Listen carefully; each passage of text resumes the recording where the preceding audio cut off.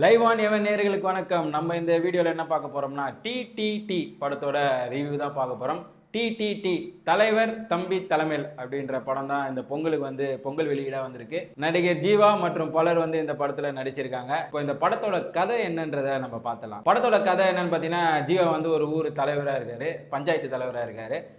அந்த ஊரில் நடக்கிற விசேஷங்கள் ஆகட்டும் சரி, துக்க காரியங்களாக இருக்கட்டும் சரி, இவர் தான் முன்னிருந்து நடத்தி வைக்கிறாரு. ஏன்னா அந்த மக்களோட நல்ல மதிப்பு எப்பவுமே நம்மக்கிட்டே இருக்கணும், அது ஓட்டாக மாறணும் அப்படின்றதுனால எந்த ஒரு நிகழ்ச்சியாக இருந்தாலும் சரி முதல் ஆளாக இவர் தலைமையில் தான் அந்த நிகழ்ச்சி நடக்குது.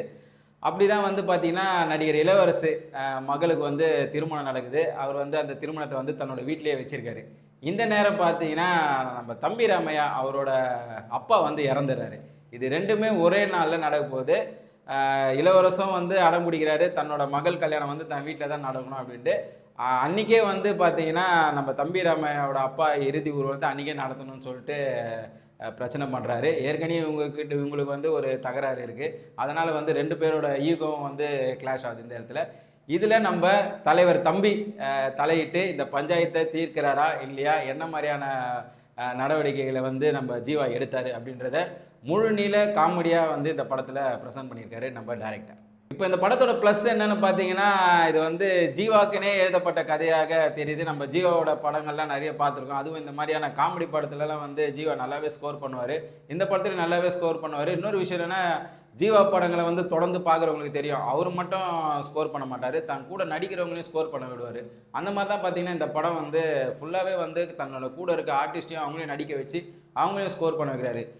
இன்னொரு ப்ளஸ் என்னென்னு இந்த படத்தில் பார்த்தீங்கன்னா, காமெடி சொல்கிறேன்.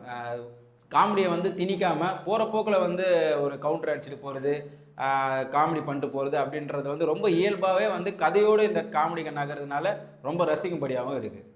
படத்தோட இன்னொரு ப்ளஸ் என்ன பார்த்தீங்கன்னா, இந்த படத்தோட ஸ்க்ரீன் பிளே மற்றும் கதையை கூட சொல்லலாம். இந்த படத்தோட இயக்குனர் நிதிஷ் சகாதேவ். இவர் ஆல்ரெடி பார்த்தீங்கன்னா மலையாளத்தில் சூப்பர் ஹிட் படமான ஃபலிமி படத்தோட டைரக்டரு. இவரோட ஸ்கிரிப்ட் நல்லாவே ஒர்க் அவுட் ஆயிருக்கு.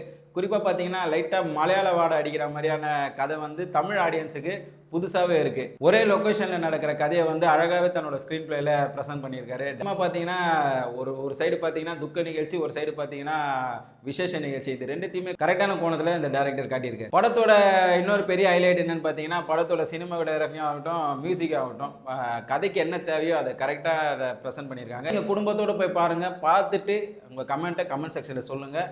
உங்களை அடுத்த வீடியோவில் சந்திக்கிறேன். நன்றி.